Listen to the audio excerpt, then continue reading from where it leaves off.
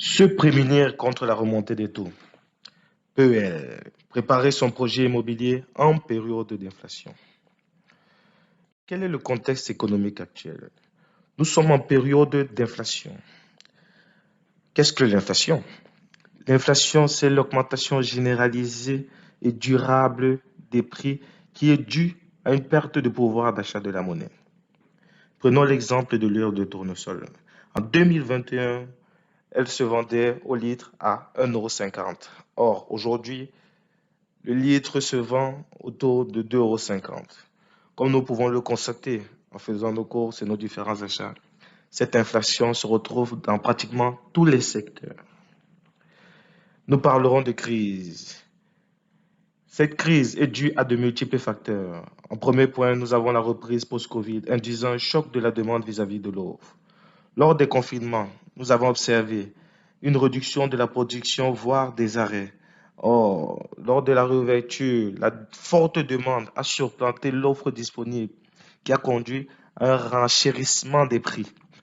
En deuxième point, nous avons les liquidités importantes et la circulation d'argent qui est due à une politique accommodante des banques centrales au cours des dernières années. Enfin, nous avons la guerre en Ukraine, qui est une instabilité qui fait pression sur les matières premières, aussi bien alimentaires qu'énergétiques.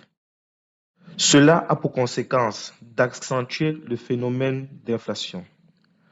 Pour freiner cette inflation, l'un des moyens les plus efficaces est l'augmentation des taux d'intérêt par les banques centrales qui limitent les liquidités en circulation par l'augmentation du cours de l'argent. Or, l'augmentation des taux d'intérêt des banques centrales sont corrélés au taux d'intérêt des crédits immobiliers. Ce qui nous amène à notre sujet principal. Analysons l'évolution des taux d'intérêt au cours des 19 mois écoulés. En abscisse, nous avons la période d'étude qui va de janvier 2022 à juillet 2023. En ordonnée, nous avons l'évolution des taux d'intérêt. En janvier 2022, les taux d'intérêt avoisinaient les 1% et au cours de la période d'étude, elle a subi une augmentation progressive et sans interruption qui nous amena à des taux d'intérêt avoisinant les 4%. Ce suivi révèle une augmentation de 3% au cours des 19 derniers mois. Il faut savoir que chaque pourcent pris équivaut à environ 8 000 € de perte en pouvoir d'achat.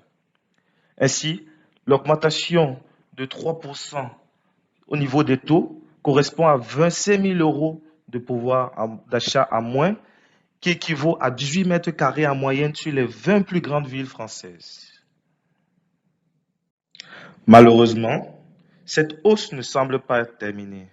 C'est pourquoi il faut agir.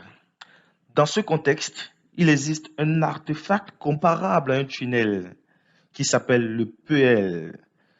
Celui-ci permet de se protéger face à cette augmentation. Qu'est-ce que le PEL? Le plan d'épargne logement est un produit d'épargne qui permet en sortie de bénéficier d'un financement pour un projet immobilier à un taux fixé à l'avance. Il permet de financer des opérations d'achat ou de travaux dans la résidence principale, secondaire ou de tourisme.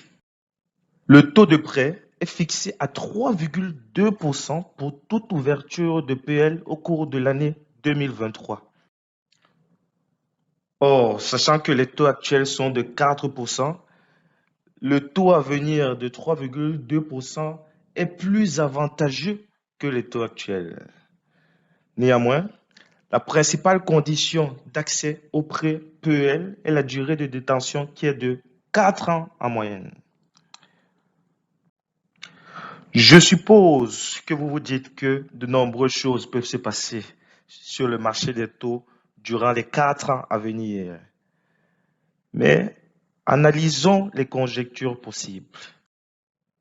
Partant du postulat que l'évolution des taux d'intérêt est corrélée à l'évolution de l'inflation, l'analyse de cette dernière nous apporterait des éléments de réponse. L'option 1, la décroissance de l'inflation. Cette option est non plausible actuellement car l'inflation n'est pas encore endiguée. Référence à la sortie de Michel-Édouard Leclerc, CEO de la chaîne de distribution éponyme. Ce matin, Alexandre, Michel-Édouard Leclerc, président du comité stratégique des centres E. Leclerc. Bonjour Michel-Édouard Leclerc. Bonjour. Elisabeth Borne a affirmé hier soir que le pic de l'inflation est sans doute derrière nous. Alors, tout est dans le sans doute, j'imagine. Est-ce que vous partagez le point de vue de la Première ministre? Est-ce qu'on arrive enfin au bout de la flambée des prix? On arrive en haut de la flambée des prix. C'est depuis mars 2022, c'est plus 17% sur les produits alimentaires. Alors l'inflation moyenne en France se stabilise à 5%, mais pour ceux pour qui l'alimentaire compte beaucoup, et notamment les revenus les plus modestes en pourcentage de budget et de dépenses, on est encore dans des prix très élevés.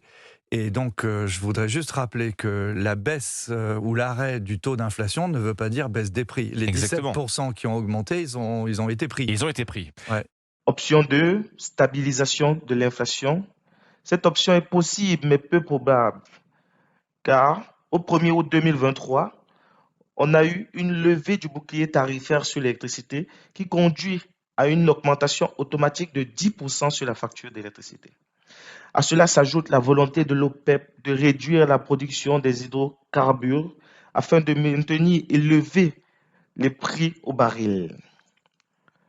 La dernière option, qui reste la plus probable, est la poursuite de l'augmentation de l'inflation. Néanmoins, cela se fera à un rythme plus modéré que l'année écoulée. Jusqu'à quand se poursuivra cette hausse des taux? Quand atteindrons-nous le plateau et combien de temps durera ce plateau? À l'issue de ce plateau, dans quel sens iront les taux? À la hausse ou à la baisse? Je serais devin si je vous apportais les réponses à ces questions. Mais ce qui est à retenir, cela prendra du temps. Nous sommes partis pour une période relativement longue d'incertitude. Pour citer Nexity, le premier promoteur immobilier en France, une stabilité dans le marché de l'immobilier n'est pas attendue avant 12 à 18 mois, pour ne pas dire plus. Ouvrir son PEL maintenant, c'est agir pour préparer au mieux son projet immobilier. Pour rappel, un PEL ouvert en 2023 donne droit à un prêt immobilier en sortie à un taux fixé à l'avance de 3,2%. Il est à noter qu'une ouverture de compte ne vous engage pas à lever systématiquement l'option de prêt en sortie. Par conséquent, je vous recommande d'ouvrir votre PEL. Plan your own direction. Merci d'avoir suivi la vidéo jusqu'au bout. J'espère qu'elle vous a plu. N'hésitez pas à réagir en commentaire. Je me ferai un plaisir de réagir à vos différentes interrogations. Likez, abonnez-vous. Dans la prochaine vidéo, j'aborderai plus en détail le fonctionnement du PL, les rouages et l'optimisation. N'oubliez pas, plan your own direction.